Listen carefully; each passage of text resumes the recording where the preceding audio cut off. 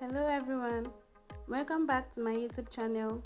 If this is your first time coming across this channel, kindly like, subscribe to this channel and put on your notification bell to get notified when we post a new tutorial. And to my returning subscribers, welcome back. So today I'm going to be showing you how to make this beautiful backless halter neck shirt with collar and a palazzo trouser. So if this is something you want to learn, stick to the end of the video. So for this tutorial, I'll be using 2.5 yards of fabric. So the first thing I did was to mark out my starting point, and for that I took out 1 inch, as you can see. Then I'm going to go ahead and take the length of my shirt, and for the length I'll be using 27. Then 1 inch for fold.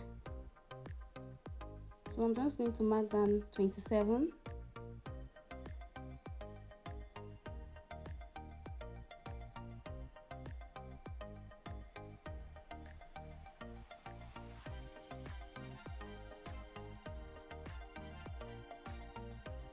I'm going to mark it down,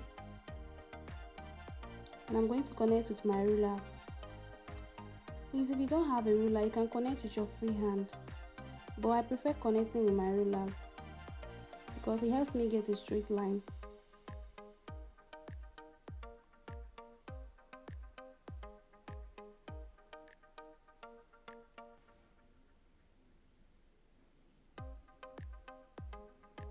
So to be clear, we have 1 inch for our start line,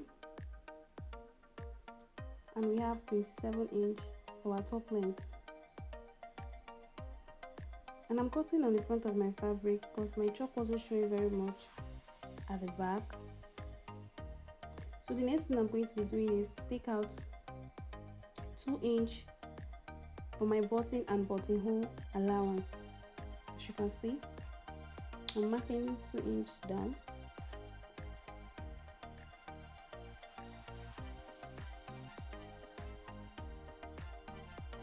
So I'm going to just go ahead and connect with my ruler. As you can see,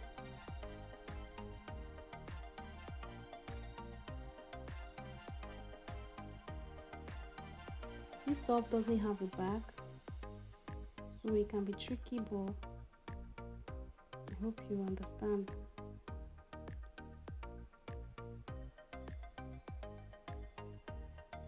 My chalk wasn't showing very well, so I had to double it so that you guys can see very well. So I'm sorry, next time I'm going to use a better chalk. So after that, now we're going to be taking our shoulder measurements. The shoulder I'm working with is 14, so divided by 2 we have 7. We will not add any allowance. We're just going to take our shoulder 7 and chalk it down exactly 7. Then we'll go down by 1 inch shoulder slant. Then for our neckline, we're going to be marking the front and back neckline. So for my back neckline, I'm coming down by 1 inch, and I'm going out by 3 inch for my front neckline. Then I'm going to mark 3 inch, and I'll be connecting it to the front and to the back neckline, as you can see. So I'm just going to use my curve rule to connect them. I know you might be wondering why we are taking the front and back measurements when we don't have a back. Okay, we're taking our back measurement because we're going to need it for our collar placement. So this is my back neck line,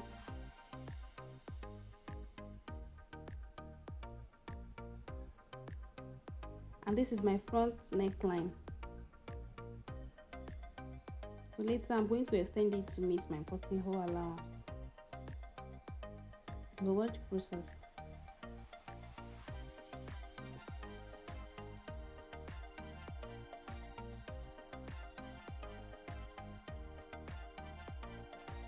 So the next thing we are going to do is to take our armhole measurement.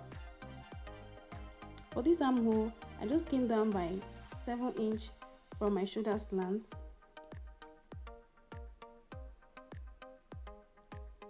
"7" and then I'm going to mark my waistline. So the waistline, I'll be using 14.5. Then we have my top length. So this waistline, the line wasn't looking straight to me, so I had to use my ruler to correct it. This is why I always rule with my ruler. But if you can rule with your straight hand, then you don't need a ruler. So now we have our armhole, our waist, and our top length. So after we've taken our armhole line, our waistline, and our top length, the next thing we are going to be doing is to take our bust measurement. We'll be taking that on our armhole line. So for the bust measurement, we have 36. So that divided by 4, we have 9. So I'll just go ahead and mark 9 inches on my armhole line, like this. Then the next thing I'll be doing is to take my waist measurement. For the waist measurement, we are using 7.5. Then on our top length, we'll be taking our hip measurement. So we have 9.5, as you can see. Then we'll just connect the lines together with our ruler.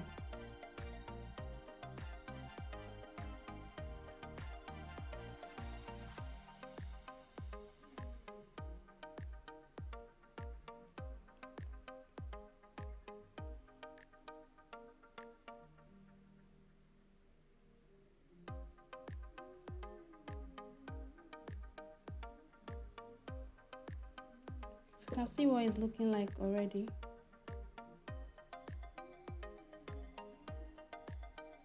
Our top is already taking shape. So now we have to move to our armhole. Connect our shoulder to our armhole line. We don't really need this armhole measurement. We don't really need it because this is an halter neck top. I'm just going to be taking it to be very clear with you.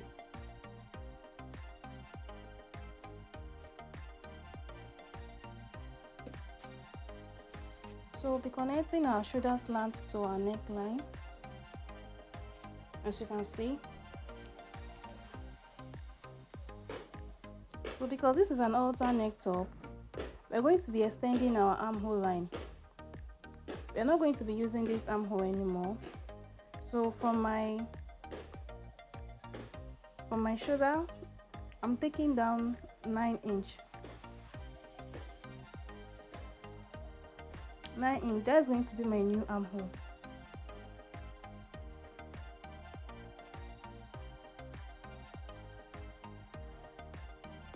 So I'll just go ahead and mark my 9", as you can see. So we'll not be needing this shoulder measurement anymore. I'm just going to take 1" from my neckline. I'm taking 1" because I'll be using ½ inch to sew my collar, and I'll be folding in ½ inch.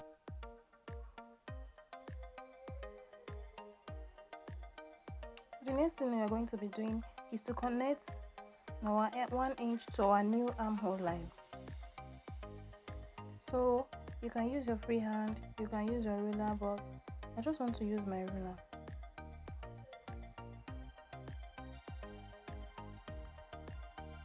So I'm trying to place it on the right spot, then I'm marking it.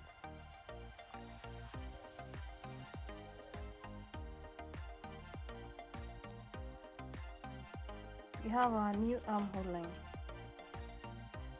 So I'm trying to make it very visible, just like this. There we have our top taking shape. So for our old shoulder measurements, we won't be needing it anymore. So this is going to be our new shoulder and armhole measurements. So after that, the next thing I'm going to be doing is to add allowance, which will serve as our back. So I have 7.5 for my waist measurement. So I'll divide that by 2, which is 3.2. Then I'm going to go ahead and add extra 3 inch. Extra 3 inch to my 3.2 because I want it to come to my back a bit. So I'm just going to mark that. Then on my top length, I'll be coming up by 2 inch because I don't want it so straight. So I came up by 2 inch. Then I connected it to my top length. So it will have this slant effect. So the next thing we are doing is to mark a straight line across our waistline allowance. Just like this. Just mark a straight line across it. Then I'll be connecting our armhole to meet the line. I'm going to use my curve rule to give it that curve.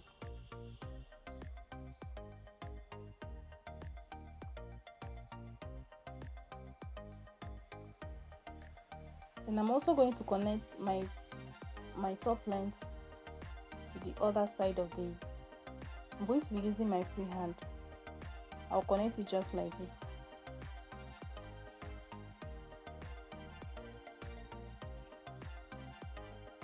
So this is it. I'm going to just cut it out now.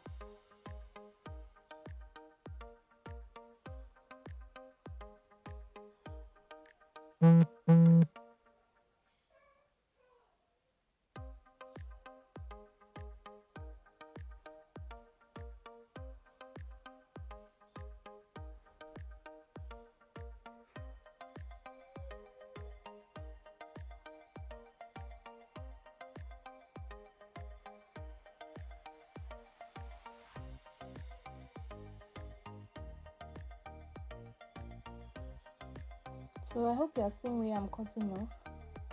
We don't need our old shoulder measurements. Cut that off. So the next thing, we're going to be cutting off our start line so it does not confuse you. Okay, so I forgot to extend my front neckline to my buttonhole allowance. So I'm just going to do that now.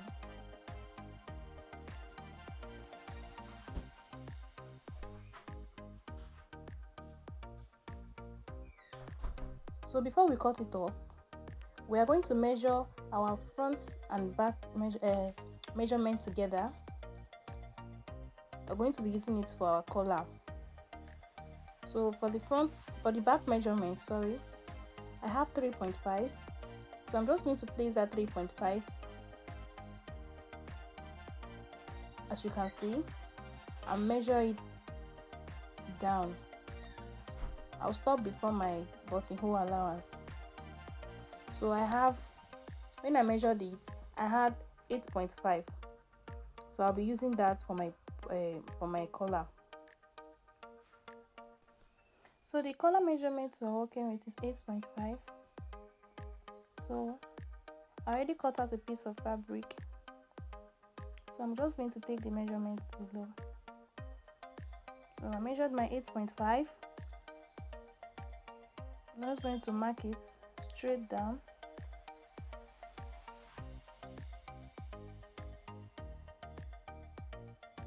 As you can see. And after I've done that, I'm going to come down by 2.5 inch for my upper collar. I'm actually cutting the collar together. So I just marked 2.5 inch. That will serve as my upper collar. Then I came in by 1 inch. Then I'm going to just connect it. I don't know if you are understanding. I'm just going to connect it down, and I'll connect this up. For the upper part of my collar, I have 2.5, and then for the down part, I have 1.5. I'll be folding in half inches, so I'm going to be left with 1 inch. I went ahead to add extra half inch for stitching, and I'm going to just cut that out.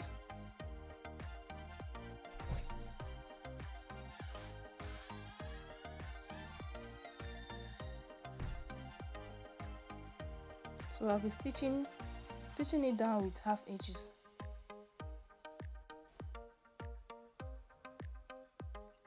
So for my top band, I already went ahead to cut out a piece of fabric, and it was 32 inches long. Then the length of the band, I'm going to be using 3 inch. It's actually 7 inch. So folded, I have 3.5 inch. Then I'm just going to stitch it with half an inch. Then I'll be left with 3 inch for my waist, my top band. I'm going to stitch it down with half an inch, and I'll be left with 3 inch.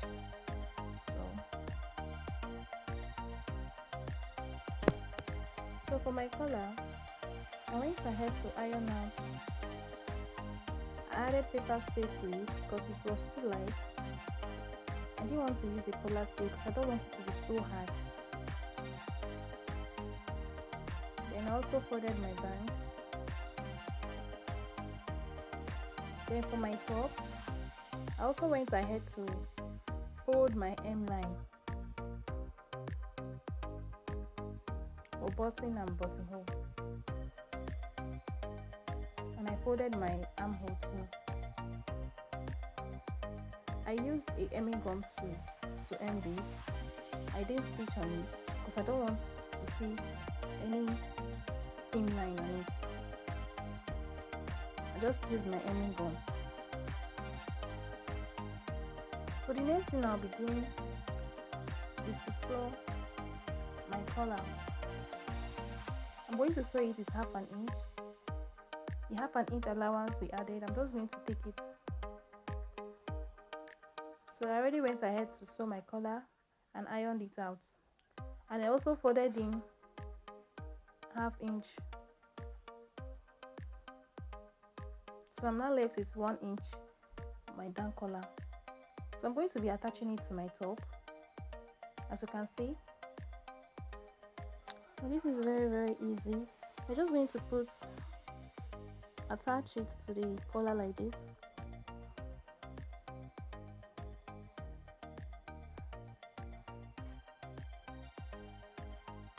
Just like this. I'm going to be attaching it the buttonhole side. I'm going to be putting it at the beginning of the collar. Then I'm just going to hold it down. Then I also do it for the other side of this top. So I'll go back to my sewing machine and sew it down.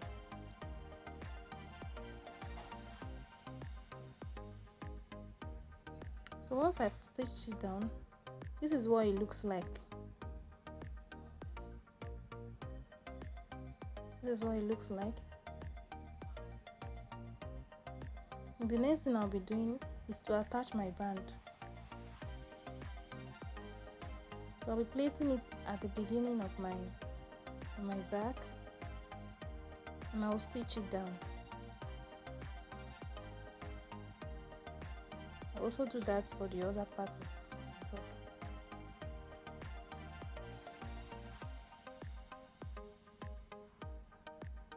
So I already went ahead to stitch it down, and I also folded my side, as you can see. I also folded the other side too.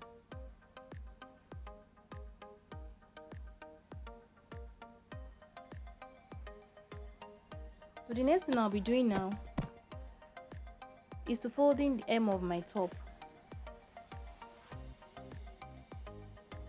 I'll be folding it in by 1 inch, folding it in round, but I won't be stitching it.